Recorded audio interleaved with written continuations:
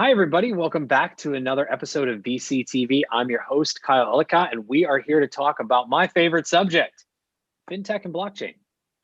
Two of the most exciting industries and technologies that are playing a role in our future, not here in only 2020, but looking at this next decade ahead. These two areas are going to be incredibly impactful in our daily lives, from personal all the way through business and to everything that we do from transaction to transaction. And I've brought together some of the best and the brightest here to join me, friends and family around the table of VCTV, to talk just as to what's happening in this industry right now. We're just under 2 months left in 2020. So much has already happened, but what is the current state of these two industries? And where are things going here in the next year, but really more so the next decade? We've got Bitcoin at all-time highs this year, yay! But we also have very exciting infrastructure projects that are pushing things forward. We've got big enterprises starting to enter this game in a realistic way and not just drop headlines, but roll out products to their consumers, some of which consumers don't even know that there's blockchain technology powering it. We've got NFTs, or non-fungible tokens, and gaming starting to explode in an exciting way. We've got art, we've got collectibles, we've even got PayPal, who decided, hey, let's come back into the 21st century and get ready with everybody else who's joining the game as well. So much to talk about, so much more to get into. Let me turn it over to my guest. But before we do, a big thank you to you, our audience, for tuning in. If you like what you hear today, click that big subscribe button down there. Tune in every day for more VCTV as we bring guests from around the world to share the latest on different technologies, industries, and regions around the world with you. If you'd like to be on a show, do reach out to the team and or myself. We'd love to find the right set or topic for you to join as well. Entrepreneurs, there's a virtual stage here at VCTV for you to join as well. Get up and pitch us as investors and founders focused on your particular industry. Get real-time feedback on your company, product, or service. Build relationships with us and exposure to our live audience. What's better than that? Hey, let's go ahead and get started. But before we do, last, a big thank you to the LATOKEN team and Maria for making VCTV possible every single day, bringing it to you on every screen and device you may be watching us on. And with that, Jose, welcome back to the show. A man of many hats. It's a pleasure to see you. A little intro and a little background. Thank you, Carl. Very happy to be here again, and very nice topic today, Fintech and Blockchain, which is one of my favorite. So my name is Jose Grasa. I've been a serial entrepreneur now for more or less 40 years, started when I was 16, and have been in many verticals, have been building several brands, also in consumer. But in the last 20 years, I've been building brands around software, especially in the fintech space, which is the area that I love most. I've been a business angel, I still am, and also a VC for a few years. I always say this, and it's a fact, that I love much more to be an entrepreneur than being a investor. The reason is because it's much more exciting to build something up instead of investing in something which is already running. And today, what brings me and what excites me is something that I call business inclusion, and that's what I'm working on. Thank you, Kyle. Wonderful. Thank you, Jose. Irina, welcome back as well. It's a pleasure to see you, or also known as Crypto Superwoman, but nonetheless, a little intro, a little background. Thank you. It's a pleasure to be back. Oh, goodness. I see James Hall. Oh, goodness. I see you now. It's like you became invisible man. I'm having Zoom problems. Sorry. It's a pleasure to be back. My name is Irina Litchfield. Many know me as a Crypto Superwoman. I am founder of Blockchain Cube. Blockchain Cube is a blockchain integration company.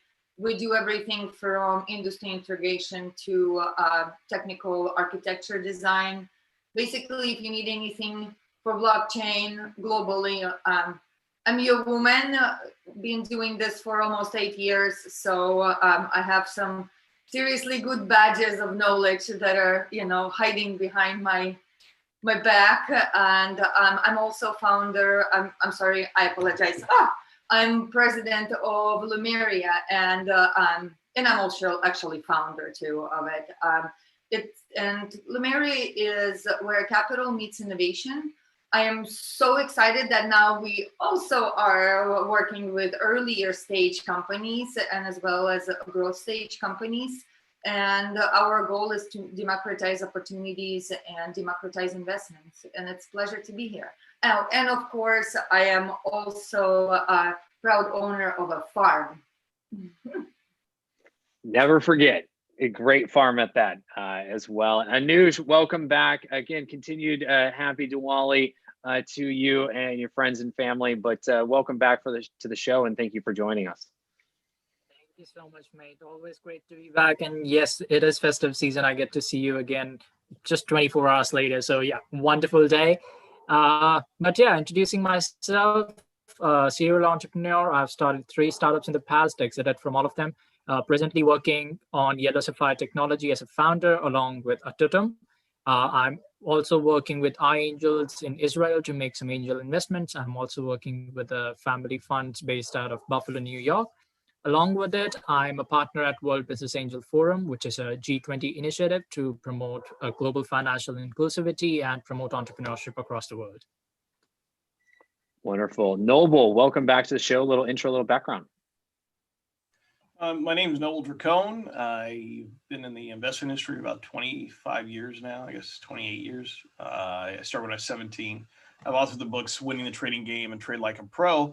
And so we run Dracone Capital Partners, in which we help startups find capital in the accredited investor space. I'm also one of the directors and advisors for M Accelerator, which is an accelerator / incubator in Los Angeles. We have a fund called the M Accelerator Venture Fund 1, in which our focus is to assist anywhere from 50 to 100 seed capital startups over the next 3 years, with the goal of just increasing inclusion and showing people the way as they progress forward.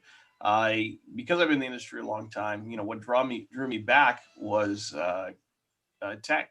I came in not with any particular desire to be in the financial side of it as an investor and the like, but as a startup founder. And so I started a company called Where Play Games, in which we do mobile games, and we focus on augmented reality, extended reality, virtual reality in gaming and creating interactivity with clothing.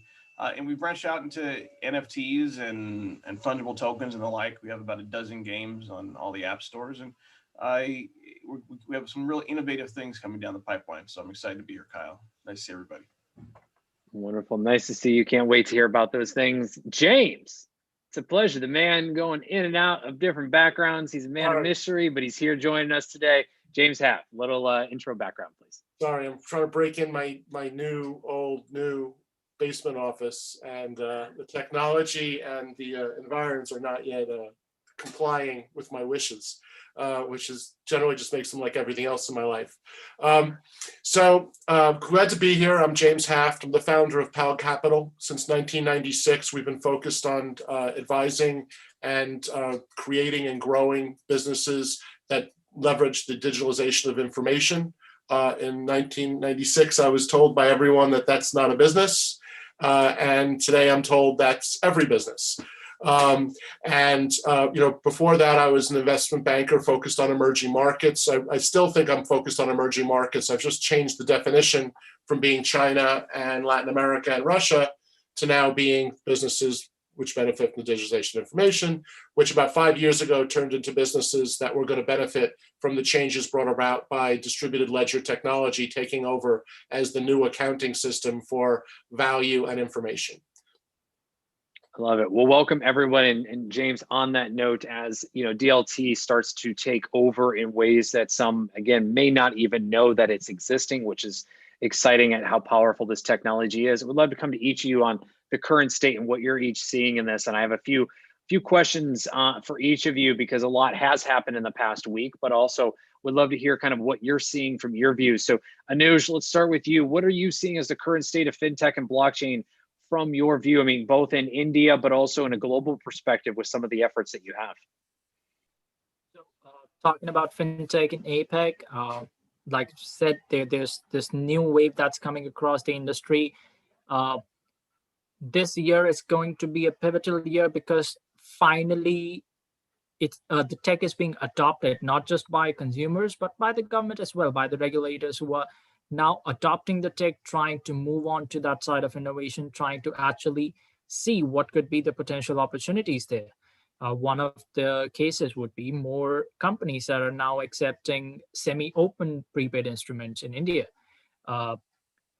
Reserve Bank of India has been notorious for consumer safeguard. They have always made sure that they are keeping the consumer interest, that there's no fraud, and the money that consumers are lending are actually safe. That's why we have never had a bank implode on this side. So that while that's good on one front, one thing which it always affects is innovation. There's always a new company that's trying to come up with something which is not allowed its permission. Prepaid cards in India has been something which has been really late in getting that market adoption compared to the Western or the rest of the world. Gift cards, for that matter, only for the first time came in India in 2011. I was part of the team that launched that gift card for American Express in India. But that's pretty much been it. Once that happened, the Reserve Bank gave their compliance on what they called an open prepaid instrument, something which only a bank could issue. So while a prepaid instrument was existing, it never really made sense for a user to go on and adopt, because they already had debit card and they already had cash, and those two were perfect mode of payments. There was never a need to actually get that kind of a card. But just in the last quarter, the Reserve Bank is opening up its system. They are now allowing more companies to come in, non-banking financial institution partnering up with non-fintech companies to offer those products. It's a situation which practically, had you told me in 2019, I would have said it's not really possible. A non-fintech company offering up a fintech product would be crazy. An example would be Zomato, food delivery company, working primarily in the restaurant business, and they are coming up with their own credit card and a prepaid system. That's their way to help the restaurant industry get that revival from the post COVID world. And that's where that innovation is coming up. If a food tech company can set up a fintech business, then it's about time anyone can do it. And it's about time everyone should do it. The idea for a decentralized network has always been that there should not be one centralized authority that's controlling and holding on to everything, that's defining the rules for the game. Once you have that network where every company, every startup, that once it reaches a certain level, once it reaches to that billion-dollar valuation, that not just becoming a unicorn in terms of its valuation, they can actually then start giving that money back to the consumers as well to push the economy forward. It's about time, when we talk about trickle-down economics, that rather than government giving that tax break, the break should come from the companies, where the companies are saying, hey, here's money, go ahead, spend it, use it with us, and we're happy to give you extra discounts on it. So yeah, mate, great time to be alive, great time to look forward to in fintech. Absolutely. Well, and I know Google has an effort as well, working with Android to bring the ability to turn many companies into a fintech company with a few clicks of their SDK into the company's app. So definitely tons of activity. Thank you, Anuj. Jose, to you, current state, what are you seeing around fintech and blockchain? Once more, I always have a different view than everybody else, and I like to break things up in smaller blocks to make it more comprehensive. So there are a lot of things to say for centralization and decentralization to start with. I don't think one is better than the other. What I look at it is like this. The reason why we had decentralization until now, and the reason why we have regulation until now, is because if we would not have, right, a lot of this money would just disappear, in the sky. That's the issue. So governments have, and with their central banks, more or less, and they spread it out, they decentralize it, right? Although the central bank is central, but they decentralize it, spreading it out over an X amount of banks. So what they are trying to do is, basically, it's more or less, you look at it like cybersecurity, to guarantee that my money and your money is safe, and that when we go to that account, that the money really lies there. That's the issue in the essence. Now, I'm not against it. Okay, I'm also not fully in favor of it. What I see is that we are coming into a new era, that something needs to happen. Okay, and probably it's some kind of a hybrid solution in which we have decentralization and a more open system, but at the same time, I can tell you that I'm really not against, let's say, having everybody be secure that their money is there. Because look at what happened with the ICOs, right? As an example, I was one of the guys who was super in favor of the ICOs, but the fact is that the grand majority of the ICOs, right, never produced anything. That money was just disappearing. Okay, and that's one of the things that we don't want to have, right? Okay, so if you look at the fintech space, this was a part of, let's say, more or less recording, let's call it more or less like blockchain. If you look at the fintech space, then definitely a lot of things is going on. And I'm strongly believe, and that's where I pick it up from Anush. I think he hit the nail with a few things he said there, that a lot of companies that either are not from fintech are going into fintech, and a lot of companies that are from fintech will go and incorporate things which are not from fintech, because more or less we are going to get converging technologies. Okay, and that's why we have been building this BizMoney virtual environment, and we are doing exactly like that. We are converging these technologies, and we are a fintech company which is going to a space which is not fintech. Okay, and the reason why you do it is because you smooth up all the processes and you have better control over the whole setup. And that's why I see that the big changes are coming, at least for the next 5 to 10 years. And let's be clear on this, is that nothing of this can work properly without AI, machine learning, and at least part of it's in blockchain. Whatever you do, that's the engine behind it. Mm-hmm. And I see Noble, you shaking your head. So Noble, I'm coming to you next on this current state. What are you seeing? I come from a background where we traded currencies when every country, pre-Euro had their own currency, and it was the lira versus the peseta, and all these things were going back and forth, and you're trying to figure out what the value was. And it's funny, the whole goal was to create these monolithic, main prime bank currencies. It was to create the euro, the yuan, or the renminbi versus the dollar, versus kind of everybody else. And so, and then the yen still played a part. And then all of a sudden you see this new explosion of all these different individual tokens for each individual company. And, I can only wonder the level of confusion that creates on a myriad of levels. It's great to create an egalitarian view that every company has its own currency, they're their own, financial technology company, or their own decentralized finance company. But it's a real onerous bunch of hoops you have to jump through to be a part of the system.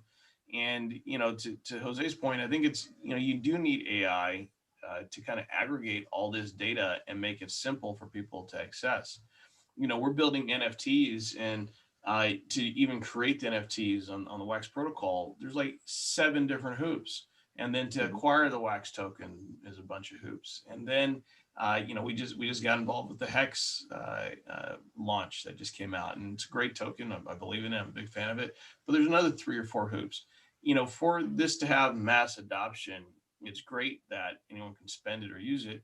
But I just wonder, does it really benefit people to have like 100 different currencies that they're interacting with on a constant basis between each company that they're working with? And so I think that there's going to be some long-term consolidation necessary in order for the confusion to be reduced. There needs to be some form or level of customer service that makes it simple. Just watching YouTube videos is not going to work for the average person trying to figure out how to save security protocols and private keys and figure out what it all just starts to feel in a way that you start separating the haves and the have-nots over time. And so it's good when you see entrepreneurs really develop a way to kind of merge all this together. And when it comes to gaming, where we're at, you know, by default, you know, games have always had their internal economy. They've always been fintech companies in the sense that you can buy, sell, swap skins long before DLT even became the nom de rigueur, right? Is the popular thing. So it's one of those things where even in the gaming industry, the best thing that's ever happened is the ability to that a few protocols have developed that you can actually codify these items in the game for your ownership as NFTs, non-fungible tokens, and then be able to port and move them around amongst each other. So in gaming, it's kind of interesting that there's been this really good DLT or blockchain setup that's starting to evolve that has uniformed gaming in a way that it seems like everyone else is fractionalizing. So in games, people are able to make money, generate capital, etc. But it's starting to get where that's become more centralized hubs so that people can swap and sell. It's a $6 billion underground economy before now of betting and selling skins and swapping it. And now that the NFTs have started to become the thing, and there's a few protocols where people understand it, now it's starting to solidify. And I think that across the board for fintech has to happen, where it's just simple and easy to use.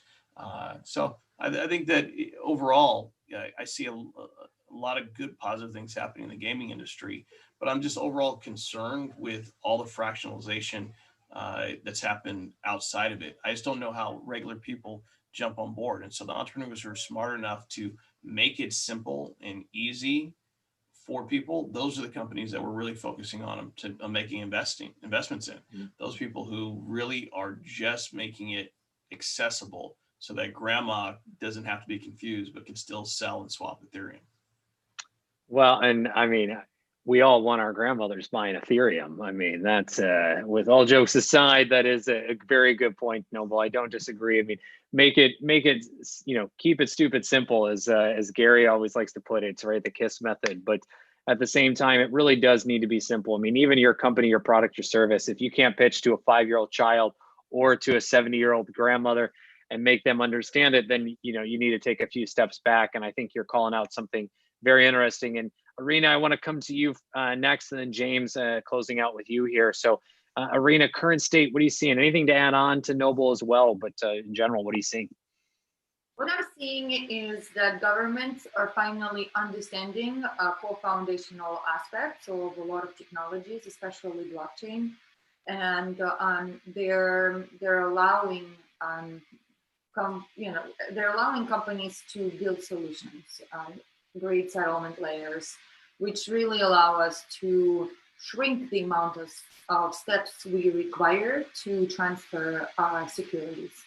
And again, shameless plug, if you want to understand better about what I'm talking about, just go to VCTV channel on YouTube, and you will see my keynote there, where I talk about global capital markets. It will just kind of give you an understanding of why and what. And to me, that's the biggest impact, because it allows us to move securities faster and cheaper. And most importantly, allows us to open segregated markets. And so many governments are understanding that right now, and there's this huge race to who is going to be the first ones that make that push. And tell you frankly, I think they're really going for trying to threaten the foundation of security that US has been able to build in the financial markets. So that's what I'm seeing. That is the biggest change and the biggest opportunity. Again, this is not something that we're seeing on the news or the TV, but that's what I'm seeing. So, and everything kind of comes down from there. One of the things is, again, make it simple, stupid. My mom, for example, she's Russian. She lives here in US. She's a green card holder, but they have things in Russia, right? So I stole them here when I got pregnant with my daughter 9 years ago. And basically she needs to transfer money, and it's still not easy for her to make that Bitcoin transaction or whatever crypto transaction that she can, because she doesn't it's too complex right now. So she's 70 years old. So my 70-year-old mother needs to have my friends meet with somebody there to, it's like 2013 all over again, right? And so we still are building the foundational technology for kind of the crypto itself, right? Which is not financial markets. Those are the two opportunities that I'm seeing too, that the industry is really kind of saying, okay, we have the need from people all over the world now to use this, to be able to transfer Bitcoin. I mean, this is first time when my mom said, hey, how do I do this? Can you tell me? Can you give me steps? Instead of me educating her constantly, right? Repeating and explaining and over and making it stupid simple, but it's still not simple enough. This is the first time in this many years she said, I want to do that, because it's just the things that are in Russia are not going so well. And so a lot of systems are broken. So that inspires me. And I think that's really great. The industry is building on and off ramps for people to be able to come into crypto and to exit crypto. It's becoming more regulated. So that means more people have trust. Where I remember, Jose, you said ICOs. ICOs, for the most part, what I saw big problematic issues that we saw is that most of those companies actually ended up spending money on travel, conferences, and then legal problems, right? And then issues associated with banking. Okay, most of those companies had their funds frozen, and then when the growth cycle ended, they started really losing the people who are building things, and so they were not able to deliver. So now we're at the point to where Wyoming just, a couple months ago, whenever it was, passed the banking license here in US, and other countries are doing that. So we're moving in the right direction. We're definitely democratizing opportunities for people. And that's what fintech is about. Financial technology is about democratization for opportunities for people all over the world. Thank you, Irina. James. So it's interesting, everyone's talking about the same thing in fractals, right? And what you're seeing is, I believe you look from a macro perspective at the waves that are going through humanity, and then they get reflected, in fractals and little pieces, but the little pieces represent the big piece. Otherwise the whole thing wouldn't work, right? And so everyone here is talking about democratization, peer-to-peer. They're talking about disintermediation of the existing legacy systems that have bound the way that you've been able to communicate and deal and express yourself. And what's becoming, apparent is that and then the other piece that's happening here is that I'm a big fan of Neil Stephenson, and one of his concepts is that language is a virus. Like, you can't unhear what I say. Once I say Joe Biden's a socialist, Joe Biden's a socialist, right? It's over, right? And so, and you can't unhear that. And what's happened is that the system has indoctrinated all of us to talk in a certain way about regulation, about I'm a fintech company, about I'm a money carrier, I'm a financial institution, right? And all these different things that we're talking about that we're taking as established facts are actually just passing concepts, right? And so when you talk about the need to transfer money without being told that you're not eligible, or you have to pay a fee if you can't afford a bigger account, or the government needs to know what you do because you might be funding terrorism, which is a crock of whatever, right? That, all these things all of a sudden become these real things that you need to build as absolutes to build around. And the reality is that's not true, right?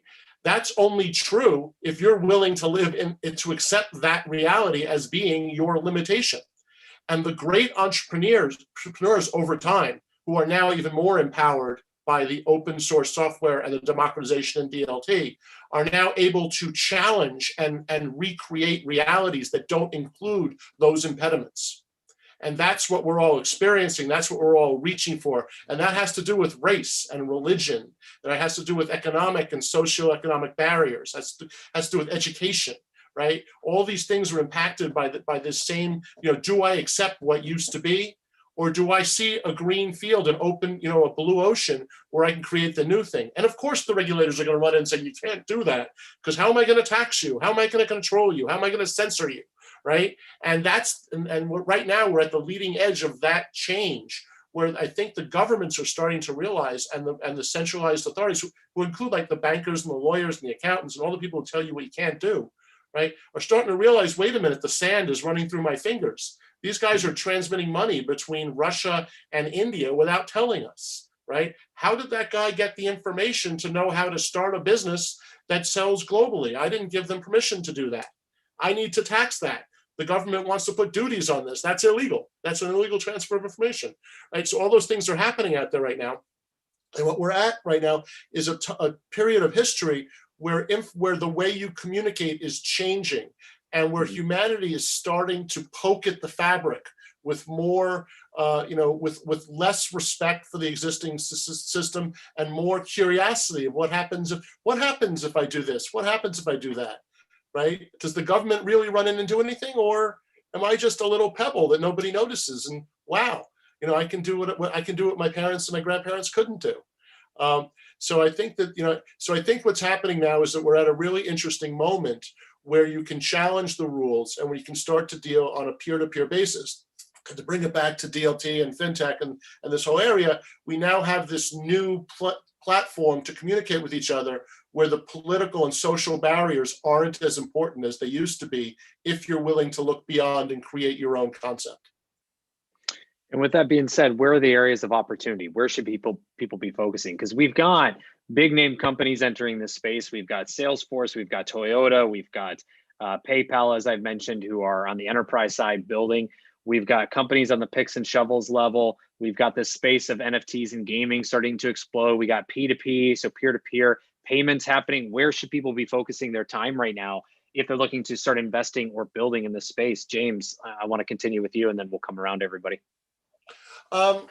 So, I think it's everything. I don't think I think that these barriers of what's fintech and what's entertainment and what's news are all just changing so rapidly.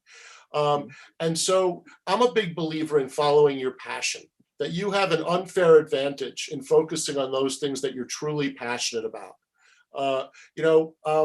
My former wife produces Broadway musicals in China. Okay. She is #1 in the world in bringing Broadway and live entertainment into China.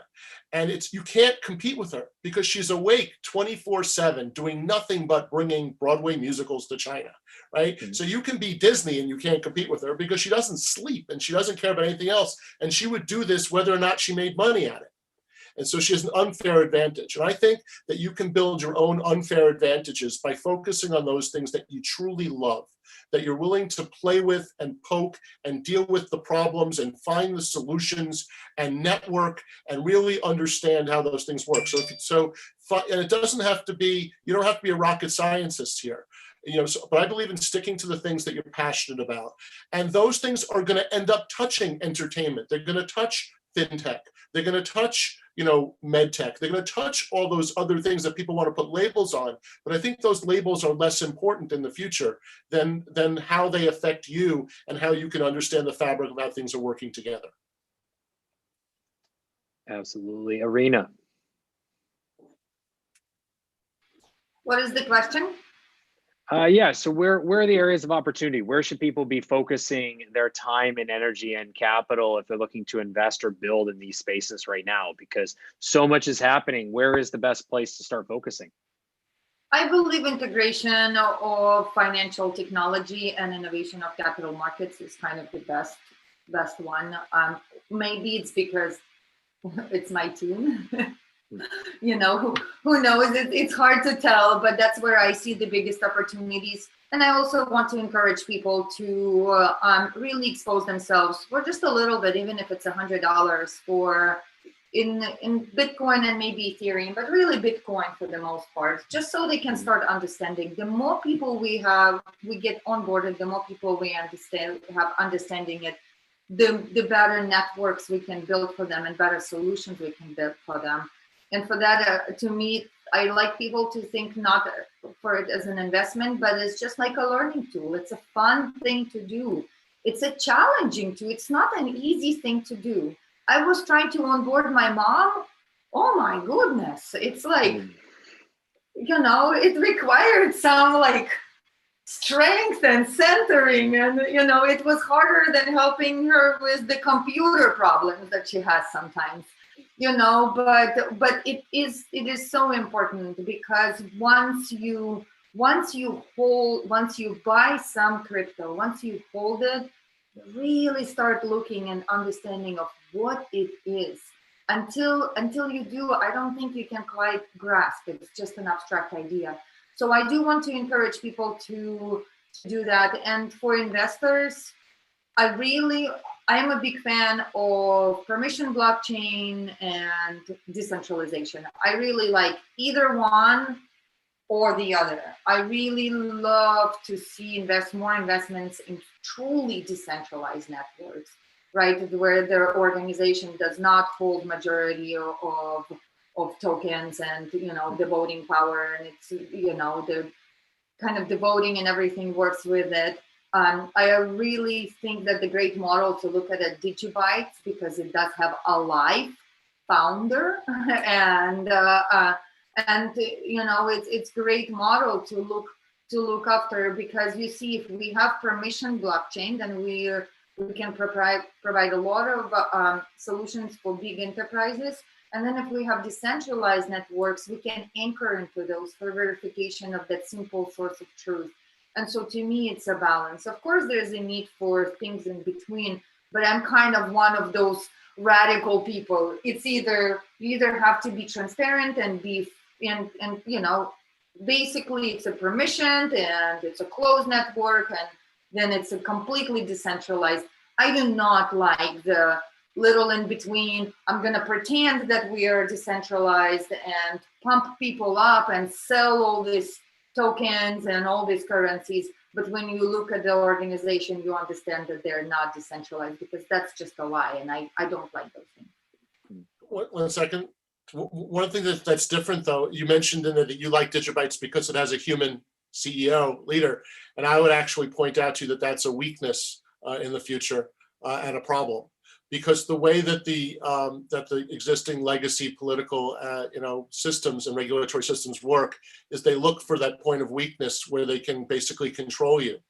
And the power of the systems in the future, I believe, are DAOs, which are decentralized organizations where there's no single point of failure. So I would caution to be careful of that when you're looking at business. I agree with you 100%.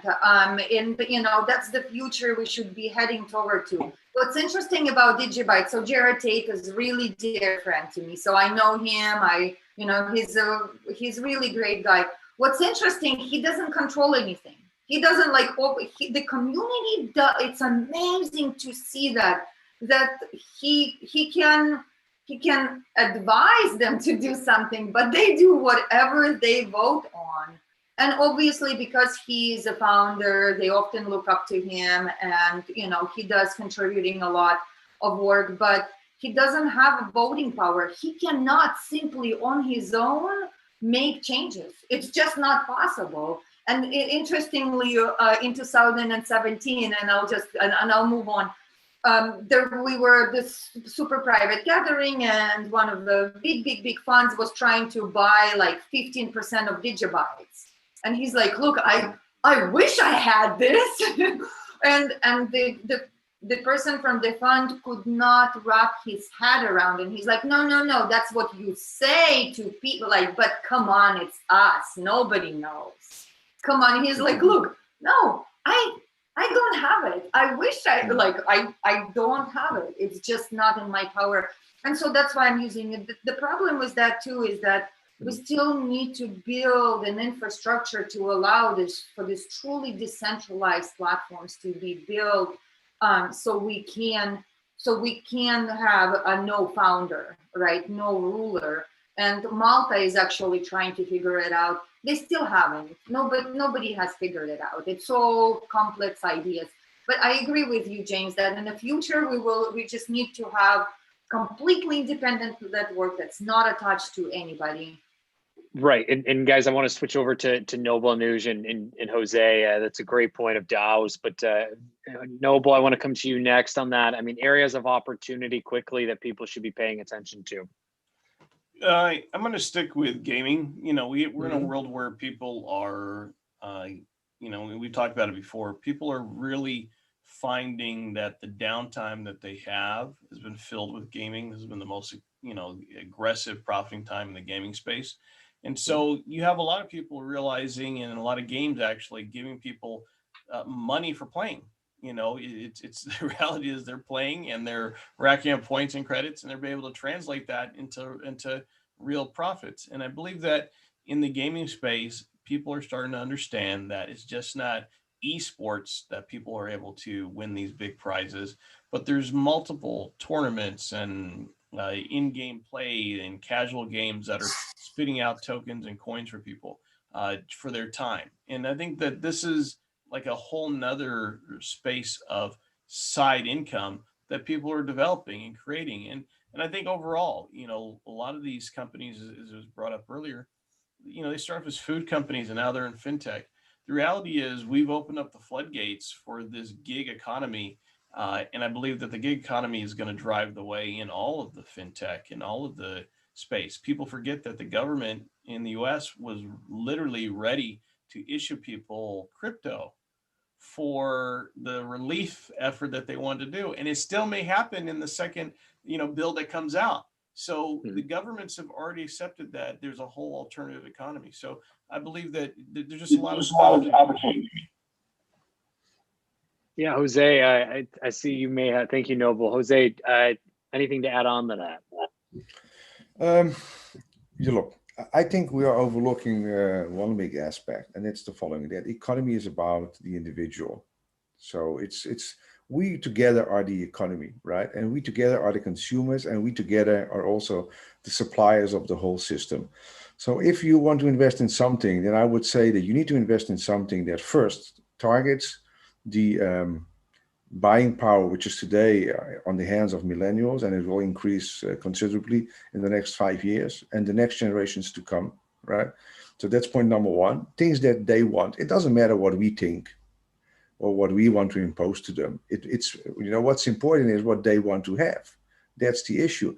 And this new generation, you know, if you look at their profile, right, there's a bunch of data out there that you can just look into it. A few things stand out. One is that they don't want to have a boss. They want to have freedom of choice, and they want to have freedom of to do whatever they want to do. That's the issue, right? And the younger the generations come, the more, let's say, convinced they are that they don't want to continue with what the previous generations have built up, which limits their freedom of space, okay? Now, if you understand this, then you need to understand the following. Where we are going to head to, okay, and that's today already the case, is like this. It's like the converging, it sounds a little bit strange, converging of the macro with the micro, okay? So like 10 or 15 years ago, you would say that, you know, think local, act global, right? Now today you say act global, think local. So what you do is you act global, right? But you push it local. Okay, so it's a completely the other side of what it was initially. And this has to do that we are more and more targeting the individual. The individual is the microeconomy. We are an economy on ourselves. That's how you need to look at it. Anything that delivers whatever the micro guy wants or his economy, right, is a hit. And that's how you need to think about it. Anuj. Thank you, Jose. So, I think I'm gonna echo Noble's and James' points here. I've always said how blockchain should not just be used as a synonym for fintech. We should not just use it as another word for Bitcoin, but blockchain has real world technology implications. One of the key areas, of course, is gaming. A truly decentralized network needs a massive level of adoption. When you're planning on going to that level, you need hundreds of millions of users who are actually using the system, who are actually deploying it onto their hardware, be it a laptop or a system. or their mobile phones. And that's the tricky bit. How do you get that many users to get on a system? Like James said, banks always charge money. So that's why people have been hesitant to give fintech companies a chance, to give banks a chance. Asia Pacific, Southeast Asia, 3 billion users, and yet the number of people who actually have access to banking system is less than a billion. It's still in somewhere around the 700, 800 million range.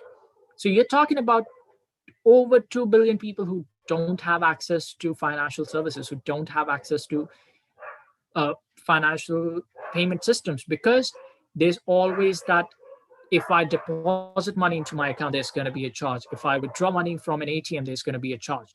And that's always something that user wants to move away from. A lower middle class user who's barely surviving paycheck to paycheck does not want to use that system. For them, that money matters. And either they can pay the bank, or they can get some extra food or have some extra saving. And I'm pretty sure no one wants to pay the bank.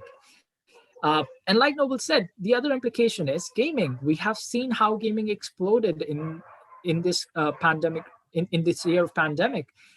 PUBG, for example, had over 100 million users. That's crazy. That you're talking about a fintech application that has probably deployed $1 billion in marketing effort to get that kind of a user base.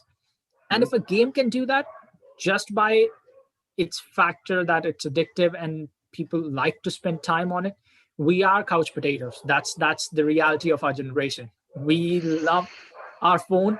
We are addicted to our phone screens, and couch potatoes need something. So that's going to be gaming. You take Call of Duty, you take Assassin's Creed.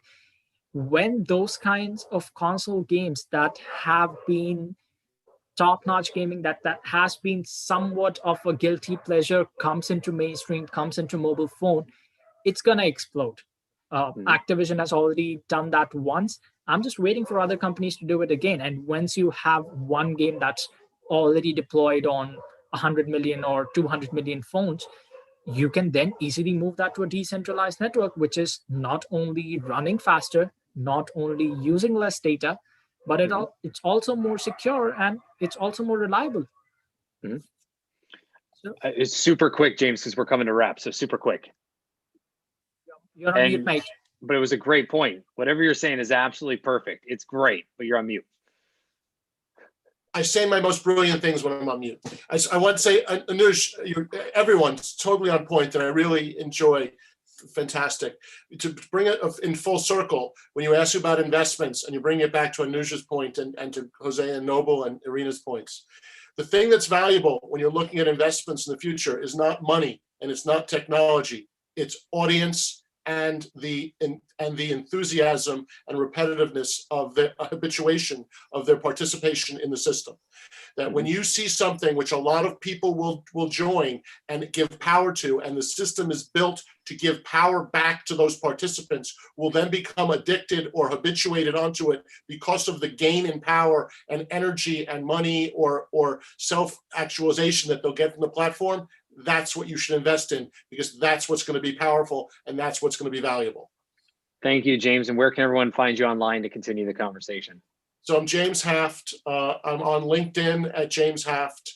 My company is called PAL Capital, PAL Capital.com. And I'm JF Haft on every social media network known to mankind. There you have it, ladies and gentlemen. But as we come around, Irina, where can everyone find you online to continue the conversation? Well, find me on Twitter. That's what I'm saying nowadays.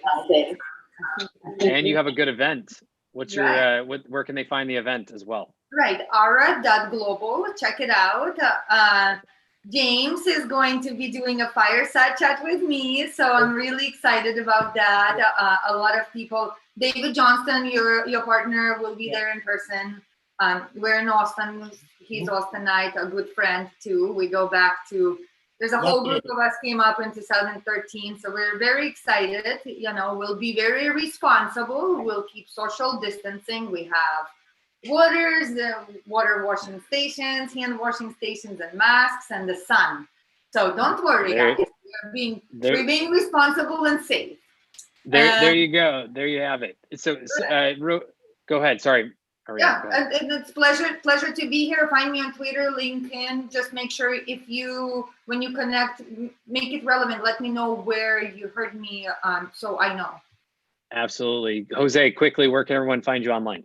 You can find me on LinkedIn on the Jose Grasa, or you can just search up BizMoney and you will find me there for sure. And definitely here on VCTV. So click on that button if you want to get in touch. BizMoney, ladies and gentlemen, check it out. Anuj, where can everyone find you online quickly? So you can find me on LinkedIn. My name's right here. That's Anuj, ANUUJ. Drop me a text on Twitter, drop me a message on LinkedIn, or you can go on our website, yellowsapphire.tech.com. Quick petition, if anyone makes a t-shirt for what James said, uses our money, send him the royalties, send me a free t-shirt. I'm good with that. Thank you, Anuj. There you go. All right. Simple peer-to-peer transaction here, ladies and gentlemen, on VCTV. Noble, close us out. Where can everyone find you quickly? You know what? Easy to find me. LinkedIn, Noble Dracone, as well as @Dracone on Twitter. Love to hear from you. And as always, put context to how we talked, how we found each other, and see if there's some kind of synergies. Wonderful. Thank you all so much. And Anuj, also looking forward to that t-shirt. I think we all are. So entrepreneurs out there, we just gave a free idea. Make sure you use it. Give James credit and, send some swag around. With that being said, a big thank you, Jose. Thank you to all of our panelists today, but also thank you, our audience, for tuning in. If you like what you heard, click subscribe, give us a thumbs up. Do reach out if you'd like to be on a show like today. Thank you, Irina. Thank you, Noble. We'd love to have you talk about different industries, technologies, regions around the world. Thank you, Anuj. And entrepreneurs, you got one free idea. There's plenty more, but also there's definitely a virtual stage here for you to get up on to pitch us what you're building, your company, your product, your service, get real-time feedback, build foundational relationships with us as investors and entrepreneurs focused on your area, along with our exposure, to our entire live audience as well, and maybe even a free t-shirt. But that being said, a big thank you to the LATOKEN team and to Maria for making VCTV possible. Thank you again to all the guests for joining today. Make sure to reach out to all of them and the respective companies online, along with myself, 24/7, 365 @Kyle Ellicott. We'll see you back here.